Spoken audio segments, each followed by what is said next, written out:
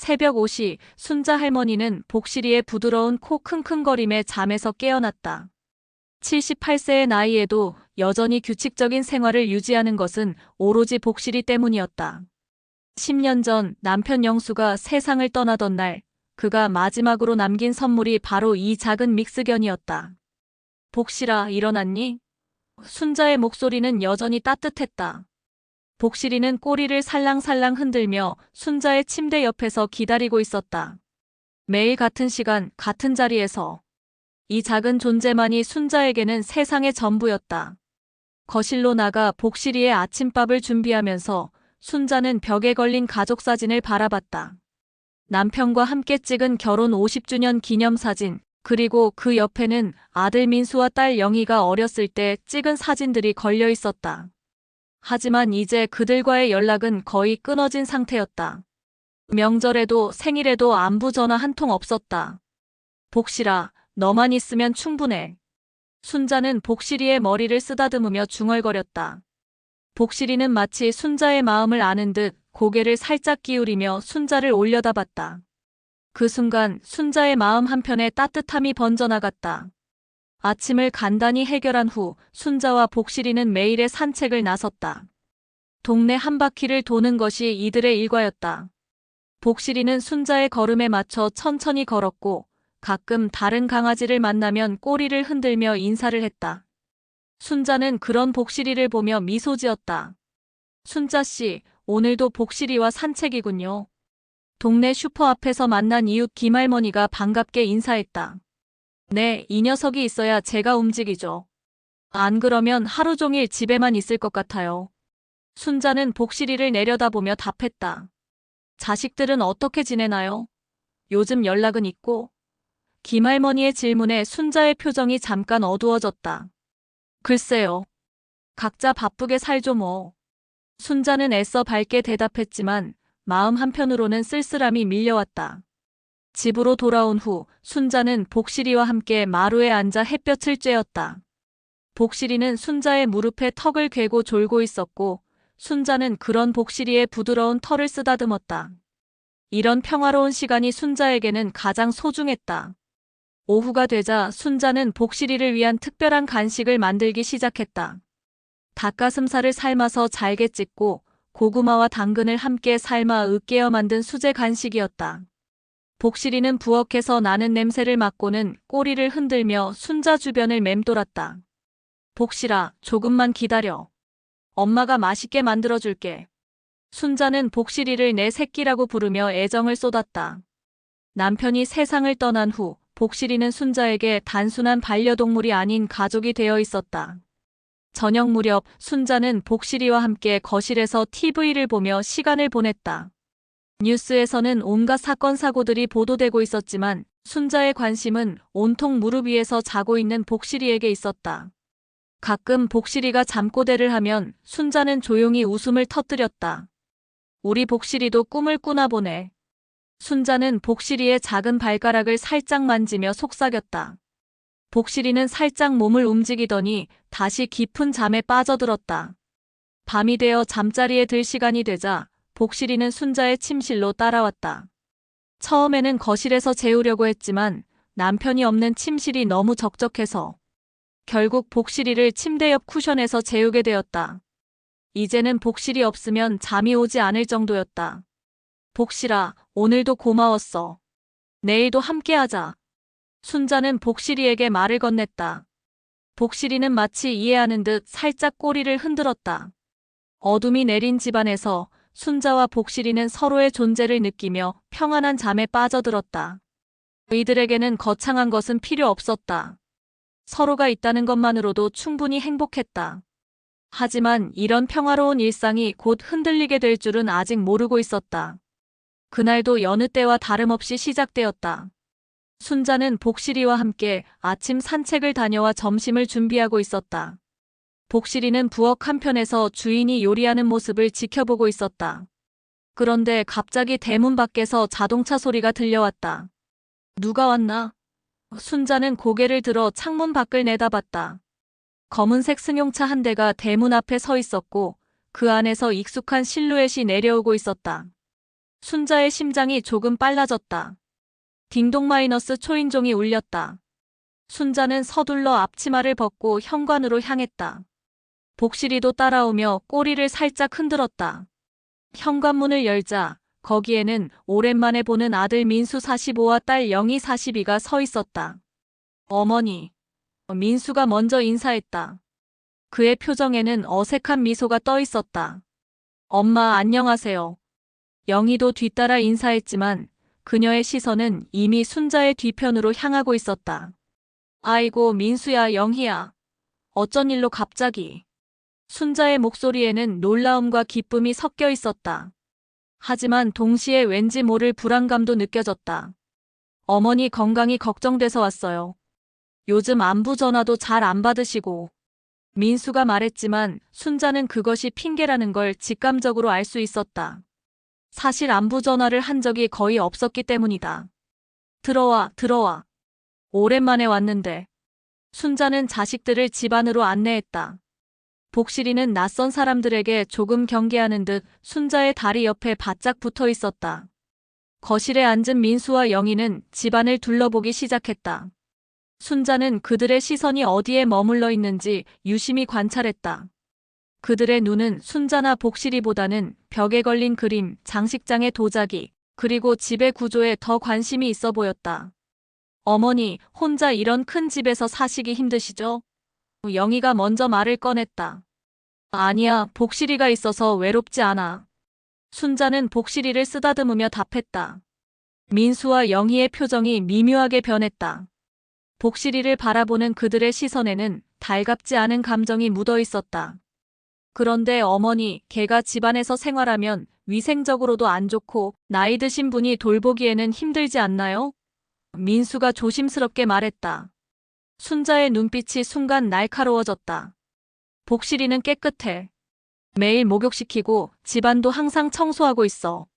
그리고 이 아이 때문에 내가 더 건강해졌어. 그렇긴 하지만 영희가 말을 이었다. 만약 어머니께 무슨 일이 생기면 이게는 어떻게 하시려고요? 저희도 각자 사정이 있어서 돌볼 수가 없는데. 순자는 자식들의 말에서 어떤 의도를 느꼈다. 그들이 복실이를 부담스러워한다는 것을, 그리고 자신들에게 피해가 될까봐 걱정하고 있다는 것을 알 수 있었다. 걱정 마라. 복실이는 내가 책임질 거야. 너희들한테 패 끼치지 않을 거니까. 순자의 목소리에는 단호함이 묻어 있었다. 민수는 대화의 주제를 바꿨다. 그런데 어머니, 이 집도 너무 크시고 관리비도 많이 들 텐데 혹시 작은 집으로 이사하실 생각은 없으세요? 이사? 순자는 놀란 표정을 지었다. 왜 갑자기 이사 얘기를 해? 아니에요, 그냥. 어머니 혼자 계시기에는 이 집이 너무 크다는 생각이 들어서요. 관리도 힘들고 외로우시기도 할 테고. 영희가 얼버무렸다. 하지만 순자는 이미 눈치챘다. 자식들의 시선이 계속해서 집의 가치를 평가하고 있다는 것을. 그들이 오랜만에 찾아온 이유가 단순히 안부를 묻기 위함이 아니라는 것을. 이 집은 너희 아버지와 내가 평생 모아서 산 집이야. 추억이 많은 곳이고 복실이도 이 집을 좋아해. 이사할 생각 없어. 순자의 답변은 명확했다. 민수와 영희는 서로 눈빛을 주고받았다. 뭔가 계획했던 대로 되지 않고 있다는 표정이었다. 어머니, 혹시 요즘 병원은 다니세요? 민수가 또 다른 주제를 꺼냈다. 건강해. 복실이와 매일 산책하고 규칙적으로 생활하니까 오히려 예전보다 몸이 좋아. 그래도 정기검진은 받으셔야죠. 나이가 나이인데. 영희가 말했다. 순자는 자식들의 대화에서 어떤 의도를 감지했다. 그들이 자신의 건강 상태, 집의 가치, 그리고 복실이의 존재에 대해 탐색하고 있다는 것을. 마치 무언가를 계획하고 있는 것처럼 보였다. 저녁 시간이 되자 순자는 자식들에게 식사를 대접했다. 하지만 식사 중에도 그들의 관심은 온통 다른 곳에 있었다. 복실이가 순자 옆에 앉아 있자 민수가 인상을 찌푸렸다. 어머니, 식사할 때는 걔를 다른 곳에 두시는 게 좋을 것 같은데요. 복실이는 얌전해. 괜찮아. 순자는 복실이를 감싸며 말했다. 그날 밤 자식들은 집에서 하룻밤을 머물겠다고 했다. 순자는 그들을 위해 방을 준비해 주었지만 마음 한편으로는 불안감이 계속 커져갔다. 복실이도 평소와 달리 조금 예민해 보였다. 잠자리에 들기 전 순자는 복실이와 함께 마루에 앉아 밤 공기를 쐬었다. 복실아, 뭔가 이상하지? 순자는 복실이에게 속마음을 털어놓았다. 복실이는 마치 이해하는 듯 순자의 손을 살짝 핥았다. 그때 거실에서 자식들의 작은 목소리가 들려왔다. 순자는 귀를 기울였다. 형, 어머니가 생각보다 고집이 세네. 그래도 뭔가 방법이 있을 거야. 일단 유언장부터 확인해 봐야겠어. 순자의 가슴이 쿵 내려앉았다. 자식들의 진짜 목적이 무엇인지 이제 확실해졌다. 다음 날 아침 순자는 평소보다 일찍 잠에서 깨었다.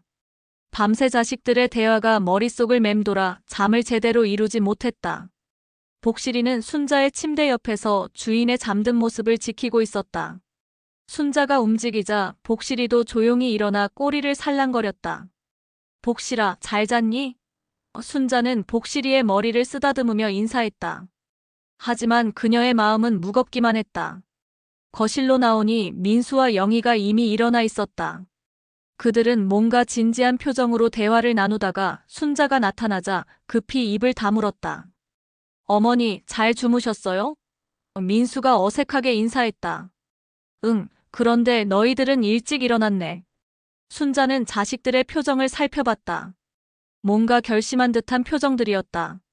아침 식사를 준비하는 동안 순자는 자식들이 자꾸 서로 눈빛을 주고받는 것을 눈치챘다.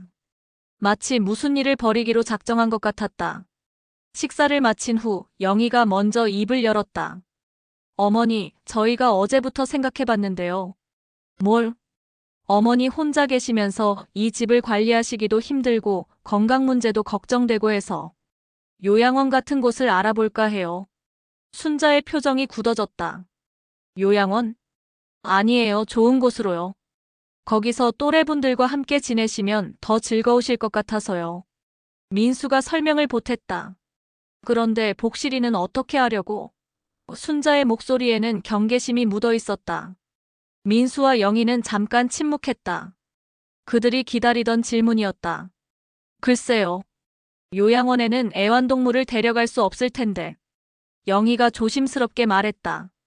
그럼 복실이는? 저희가 좋은 곳에 맡기거나 아니면 다른 분에게 분양을 하거나.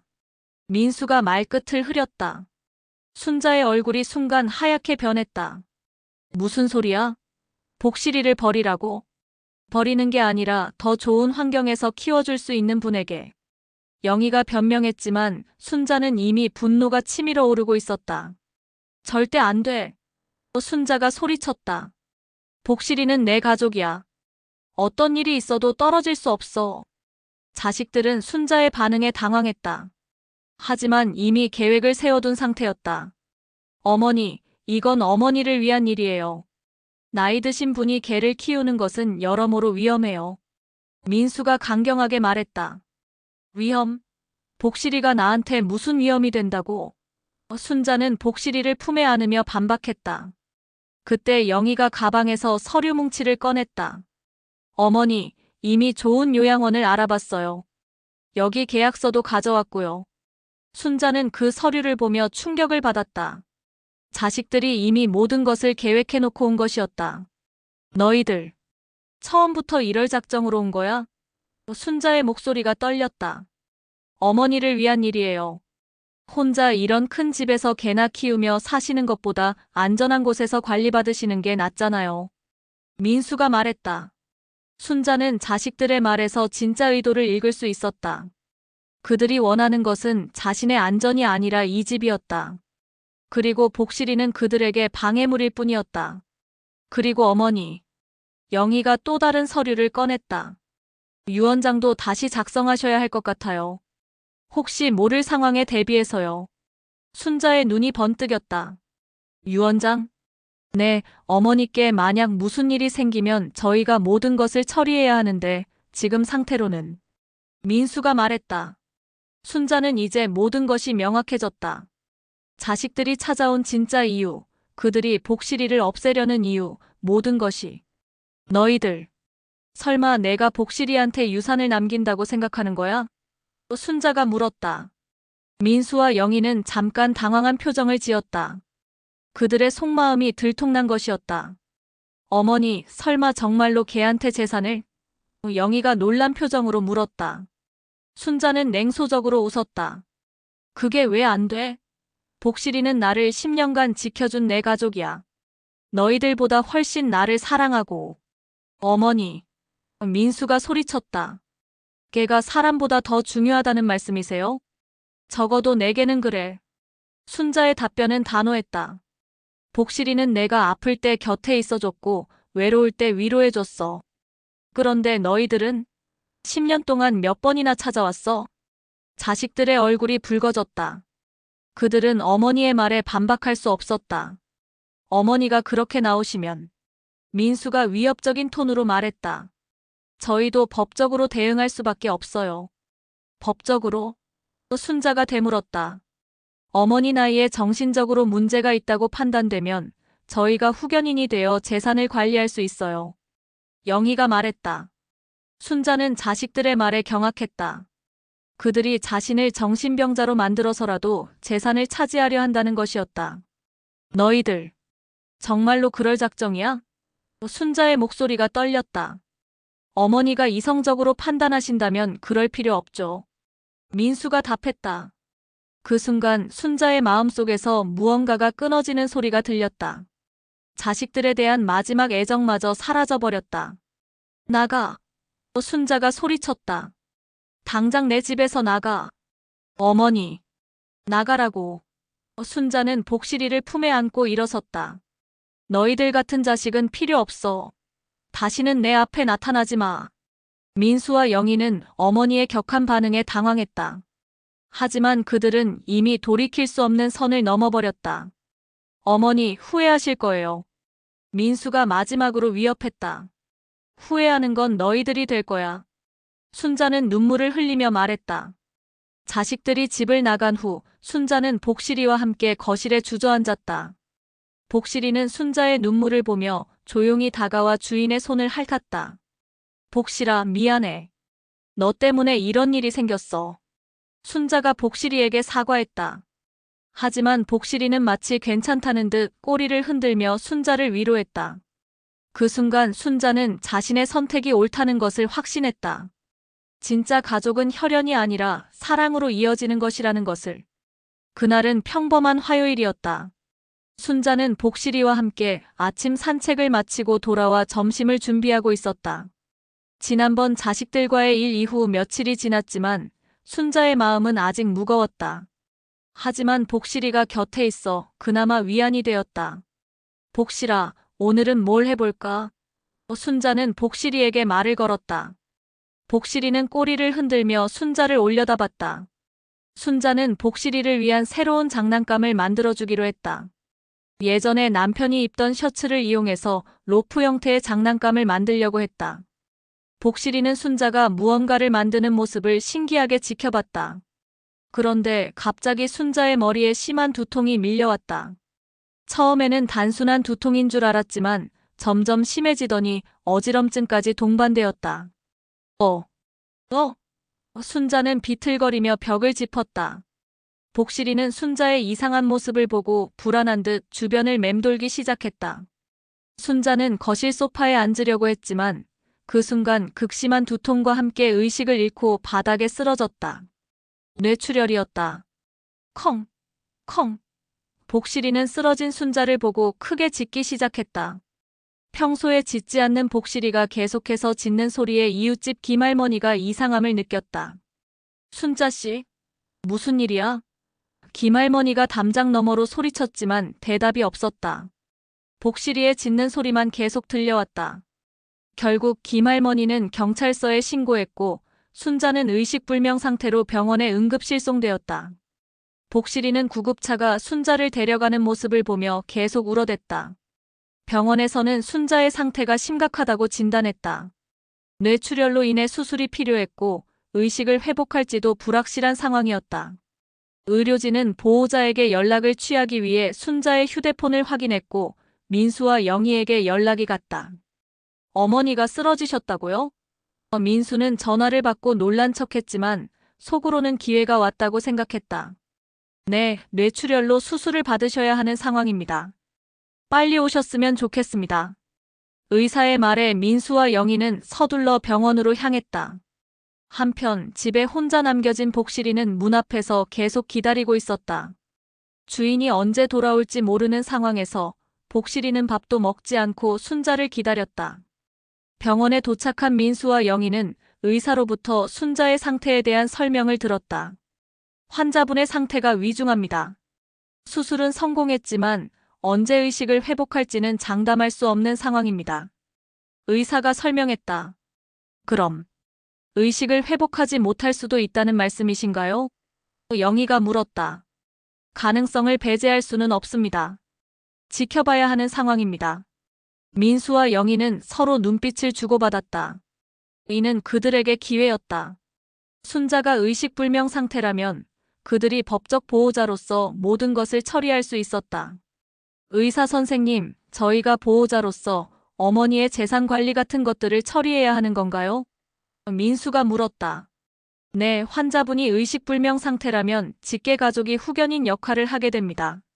민수와 영희는 만족스러운 표정을 지었다. 드디어 그들이 원하던 상황이 온 것이었다. 그날 밤 민수와 영희는 순자의 집으로 갔다. 복실이는 여전히 문 앞에서 순자를 기다리고 있었다. 그들이 나타나자 복실이는 꼬리를 흔들며 다가왔다. 순자가 돌아온 줄 알았던 것이다. 이게 어떻게 하지? 영희가 복실이를 보며 말했다. 보호소에 보내면 돼. 어차피 어머니가 의식을 회복하지 못하면 키울 사람도 없잖아. 민수가 냉정하게 말했다. 복실이는 그들의 대화를 이해할 수는 없었지만 뭔가 불길한 기운을 느꼈다. 순자가 없는 상황에서 이 낯선 사람들이 집에 들어오는 것이 불안했다.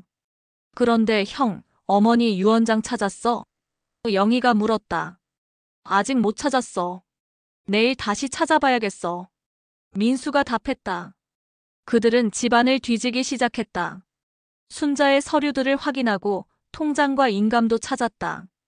복실이는 그들이 순자의 물건들을 뒤지는 모습을 보며 불안해했다. 복실이는 내일 보호소에 보내자. 방해만 돼. 영희가 말했다. 다음 날 민수와 영희는 복실이를 보호소에 맡겼다. 복실이는 낯선 곳에 맡겨지면서 계속 우는 소리를 냈다. 순자를 찾으며 울어대는 복실이를 보고도 그들은 냉정했다. 이제 방해물은 없어졌네. 민수가 말했다. 그들은 은행에 가서 순자의 계좌를 정리하기 시작했다. 의식불명 상태의 환자의 보호자라는 명목으로 순자의 재산에 손을 대기 시작한 것이다. 병원에서는 순자가 여전히 의식불명 상태였다. 의료진은 최선을 다하고 있었지만 회복 여부는 불투명했다. 그런 와중에도 민수와 영희는 병원비를 핑계로 순자의 재산을 조금씩 자신들 명의로 옮기기 시작했다. 어머니를 위한 일이야. 영희는 자신들의 행동을 합리화했다. 하지만 그들이 모르는 사실이 있었다. 순자가 예전에 작성해둔 유언장이 따로 있었고 그 유언장에는 복실이에 대한 특별한 조항이 포함되어 있었다는 것이었다. 보호소에 맡겨진 복실이는 매일 입구 쪽을 바라보며 순자를 기다렸다. 밥도 제대로 먹지 않고 다른 개들과도 어울리지 않았다. 복실이의 마음속에는 오직 순자에 대한 그리움만이 가득했다. 병원의 중환자실에서는 순자가 여전히 깊은 잠에 빠져 있었다. 의료진조차 언제 깨어날지 장담할 수 없는 상황이었다. 하지만 순자의 무의식 속에서는 복실이에 대한 걱정이 계속되고 있었다.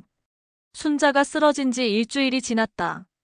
그녀는 여전히 의식불명 상태였고 민수와 영희는 그 틈을 이용해 순자의 재산을 정리하고 있었다.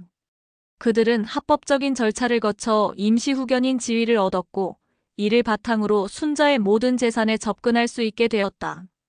형, 어머니 집 정리하면서 유언장 못 찾았어? 영희가 순자의 집에서 서류를 뒤지며 물었다. 아직 못 찾았어. 분명히 어딘가에 있을 텐데. 민수도 책상 서랍을 뒤지며 답했다. 그들은 지난 며칠간 집 안 구석구석을 뒤졌지만 순자의 유언장을 찾을 수 없었다. 혹시 변호사 사무실에 맡겨두었나 싶어 연락해봤지만 거기에도 없었다. 설마 정말로 걔한테 재산을 남긴다는 유언장을 써둔 건 아니겠지? 영희가 불안한 목소리로 말했다. 그런 유언장이 있다고 해도 법적 효력이 있을까?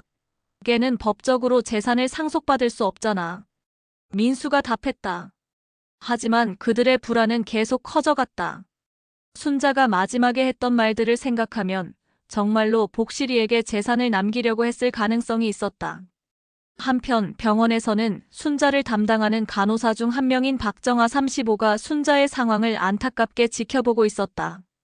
정아는 15년간 간호사로 일하면서 많은 환자들을 돌봤지만 순자처럼 가족들의 진심 어린 관심을 받지 못하는 환자는 처음 봤다. 순자 할머니 보호자분들이 참 이상해요. 정아가 동료 간호사에게 말했다. 왜? 할머니가 의식불명인데도 면회를 거의 안 와요. 오더라도 할머니 상태보다는 다른 얘기만 하고요. 정아는 민수와 영희가 면회 왔을 때의 모습을 기억하고 있었다. 그들은 순자의 상태를 묻기보다는 의사에게 회복 가능성이 없는지, 언제까지 입원해야 하는지만 물어봤다. 그날 오후 민수와 영희가 병원에 왔다. 그들은 의사와 면담을 요청했다. 의사 선생님, 어머니 상태가 어떤가요? 민수가 물었다. 아직 의식을 회복하지 못하고 계십니다. 하지만 생체 신호는 안정적이에요. 의사가 답했다. 그럼 회복 가능성은 어느 정도인가요? 영희가 조심스럽게 물었다. 뇌출혈 환자의 경우 예측하기 어렵습니다. 며칠 안에 깨어날 수도 있고 몇 달이 걸릴 수도 있어요. 민수와 영희는 실망스러운 표정을 지었다. 그들은 순자가 빨리 깨어나기를 바라는 것이 아니라 차라리 깨어나지 않기를 바라는 것 같았다. 면담을 마치고 나오면서 영희가 민수에게 속삭였다. 형, 어머니가 깨어나기 전에 유언장을 찾아야 해. 혹시 정말 걔 얘기가 나와 있으면. 그런 유언장이 있다면 없애버리면 돼. 민수가 냉정하게 말했다. 하지만 그들의 대화를 정아가 듣고 있었다. 정아는 복도 한쪽에서 환자 차트를 정리하다가 우연히 그들의 대화를 엿듣게 된 것이었다. 유언장을 없앤다고? 정아는 충격을 받았다. 그들이 순자의 유언장을 없애려고 한다는 것이었다. 그날 밤 정아는 집에서도 순자 할머니 생각이 계속 났다. 15년간 간호사로 일하면서 여러 가족들을 봤지만 이렇게 노골적으로 재산을 노리는 가족은 처음이었다. 할머니가 깨어나면 이 사실을 알려드려야겠어. 정아는 마음속으로 다짐했다. 다음 날 민수와 영희는 다시 순자의 집으로 갔다. 이번에는 더 철저하게 유언장을 찾기로 했다. 형, 침실 옷장도 다시 확인해봐. 영희가 말했다. 응, 그리고 마루 밑이나 화분 같은 곳도 찾아봐야겠어.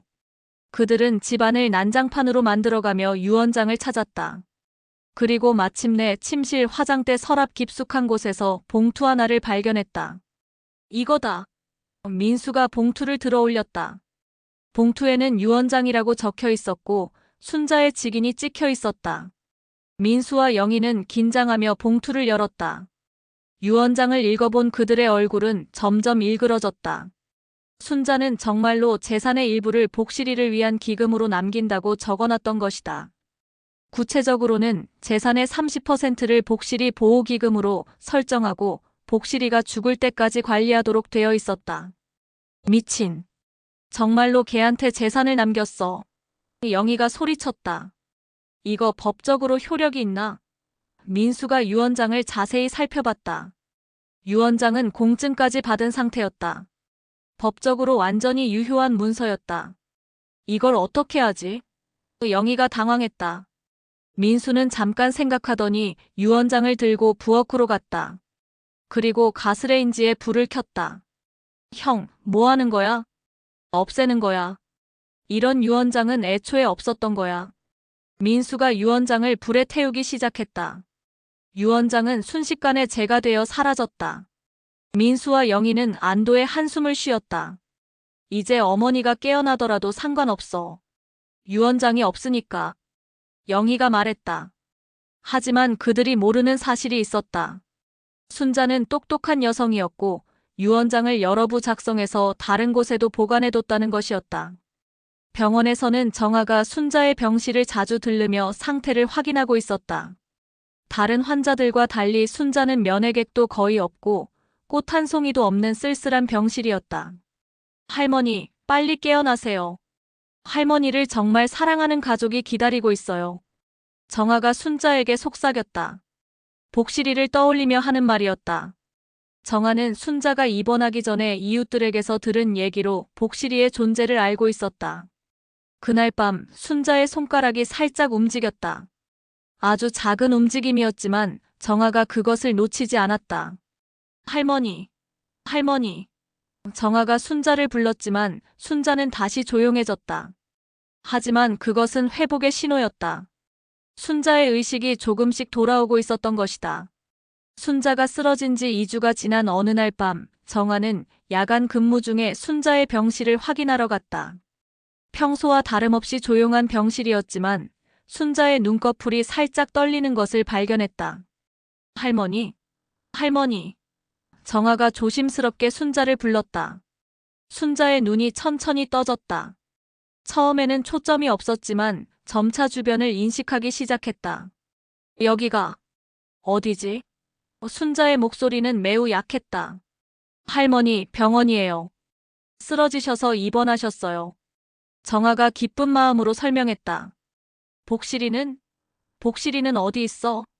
순자가 가장 먼저 찾은 것은 복실이었다.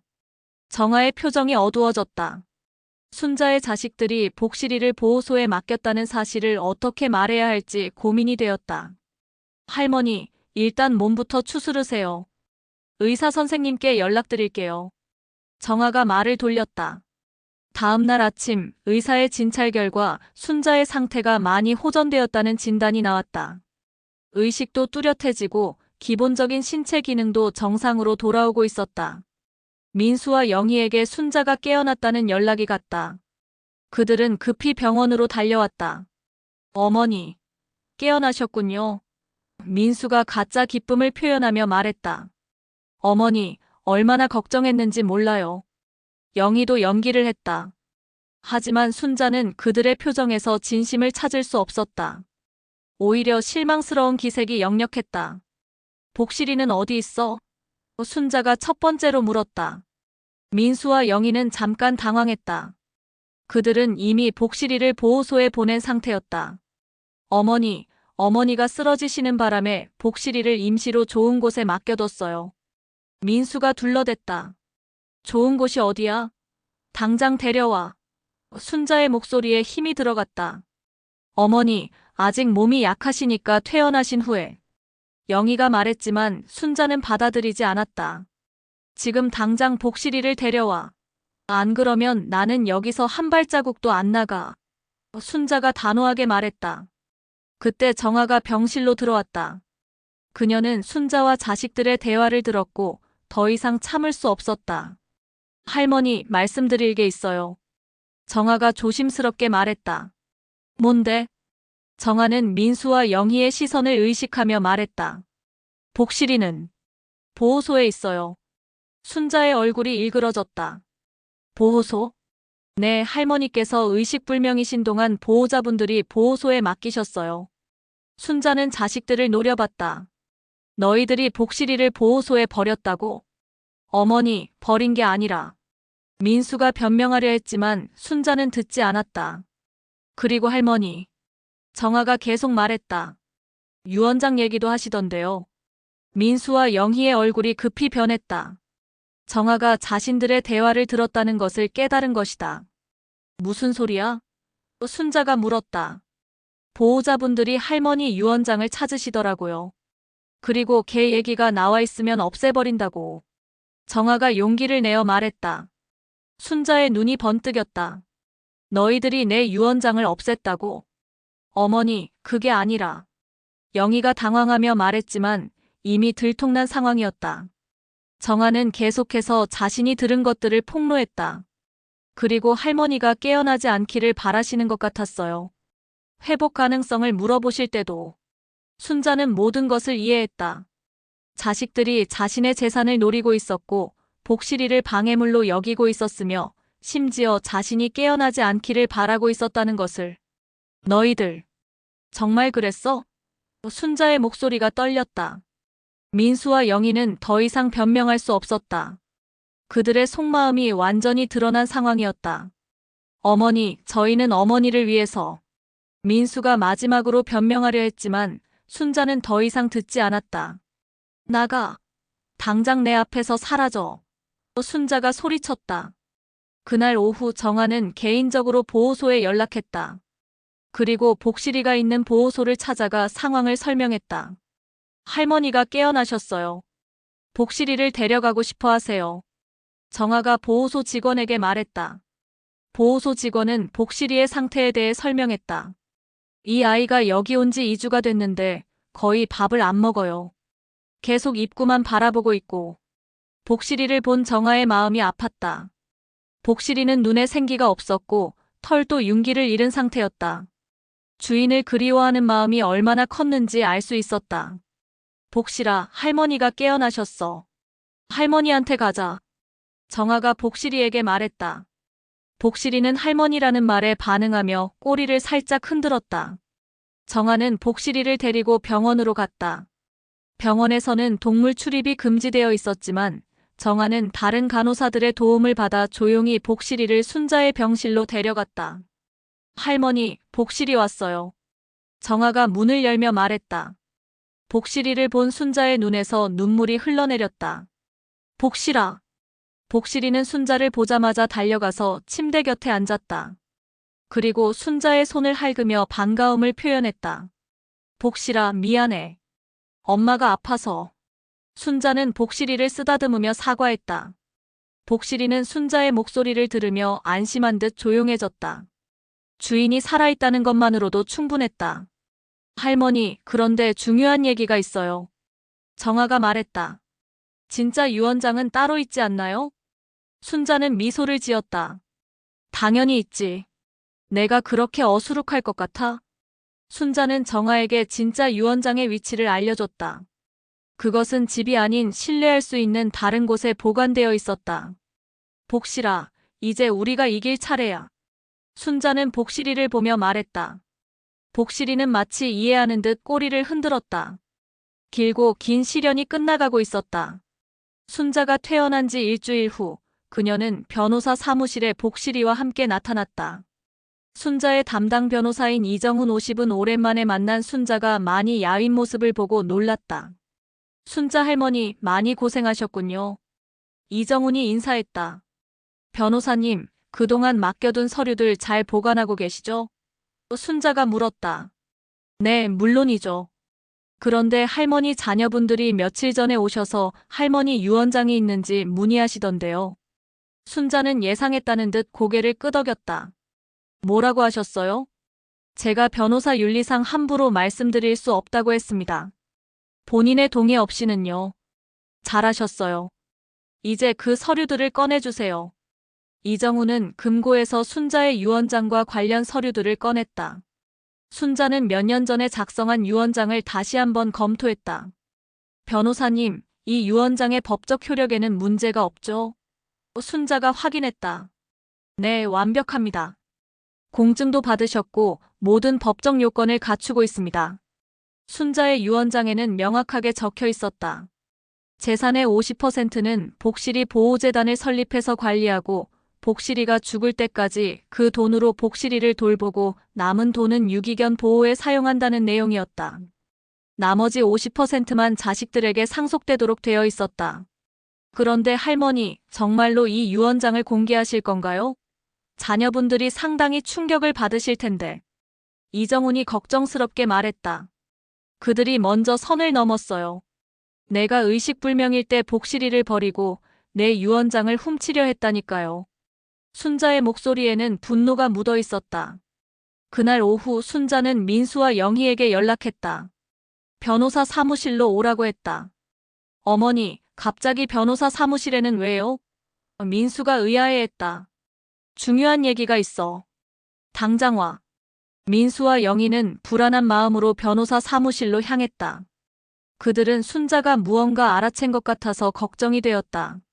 변호사 사무실에 도착한 그들은 순자가 복실이와 함께 앉아있는 모습을 보고 더욱 불안해졌다.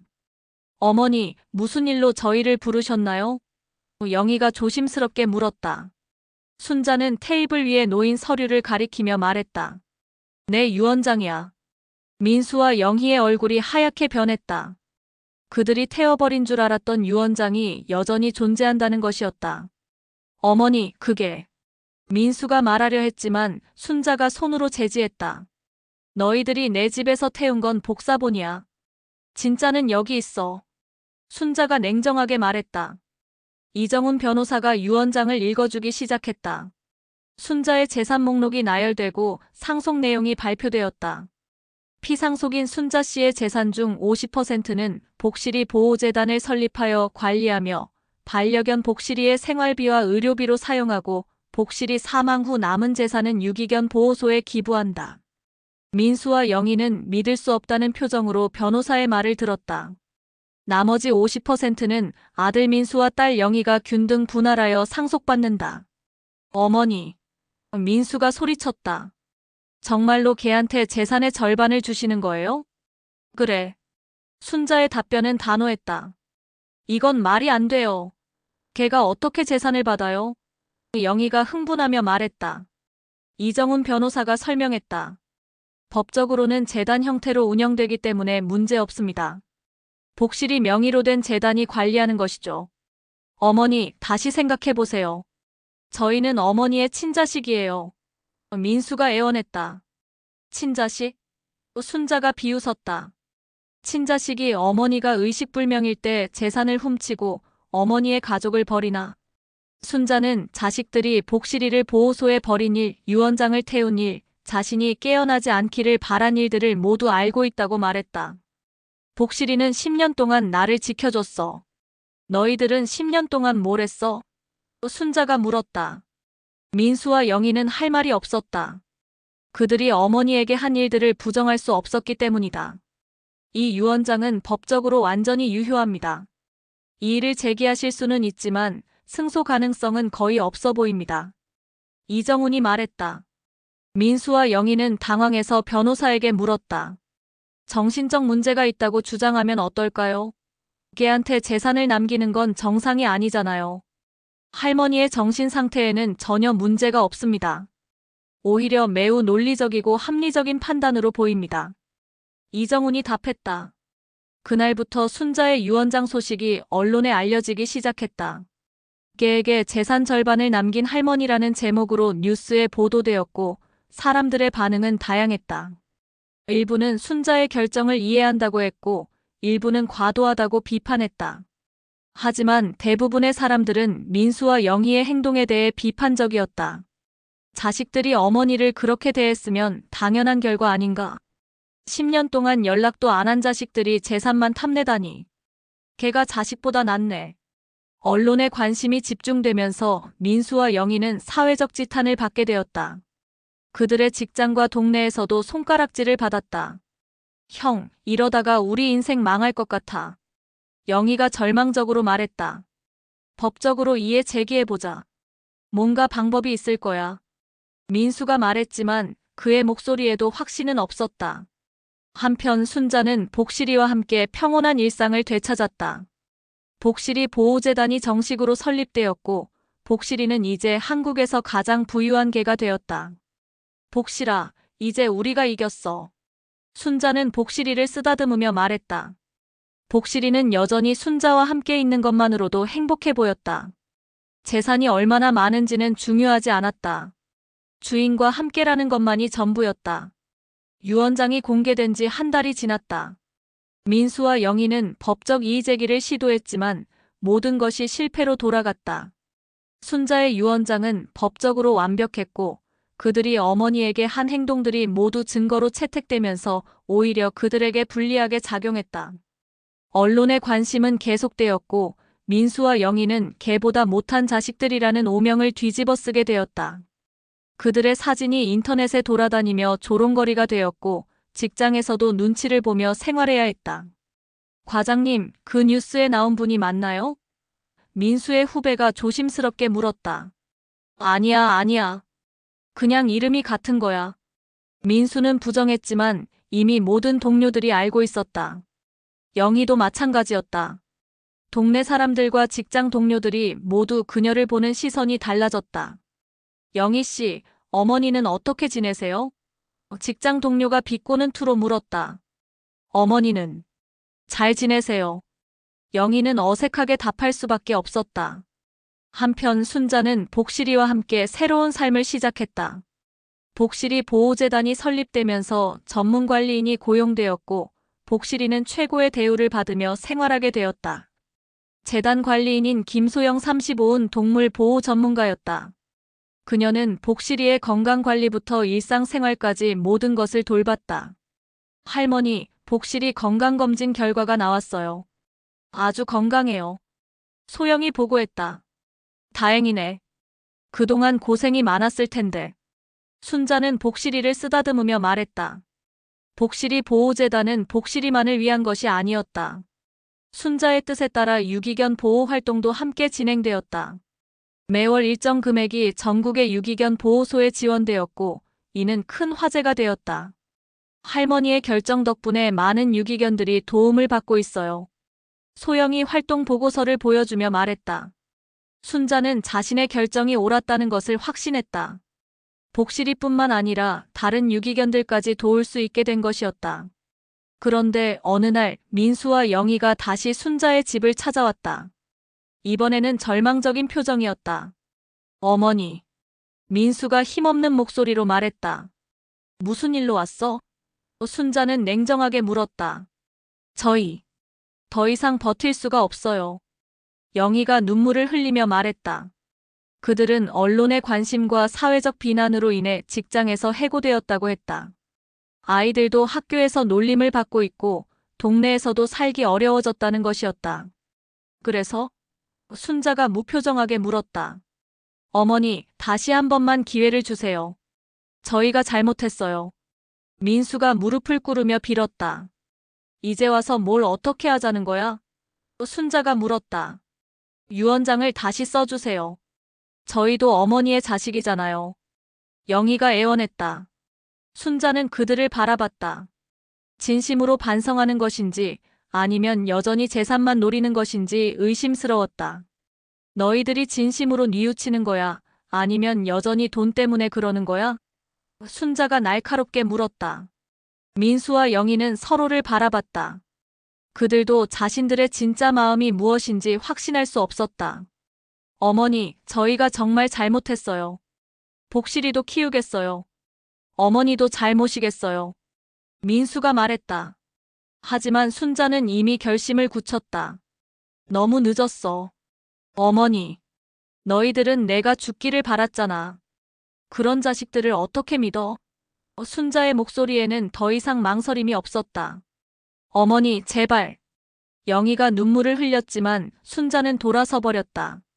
그날 밤 민수와 영희는 자신들의 집에서 마지막 회의를 했다. 더 이상 어머니에게 기대할 것이 없다는 것을 깨달았다. 형, 이제 정말 끝인 것 같아. 영희가 절망적으로 말했다. 그래, 우리가 너무 욕심을 부렸어. 민수도 인정했다. 결국 그들은 서울을 떠나기로 결정했다. 언론의 관심과 사회적 비난을 피해 지방으로 이사가는 것이었다. 그들의 배우자들도 이 일로 인해 큰 스트레스를 받고 있었고 아이들도 학교에서 괴롭힘을 당하고 있었다. 이사 준비를 하면서 민수는 어린 때 어머니와 찍은 사진을 발견했다. 그 사진 속의 어머니는 자식들을 그렇게 사랑스럽게 바라보고 있었다. 언제부터 우리가 이렇게 되었을까? 민수는 자신을 돌아봤다. 영희도 마찬가지였다.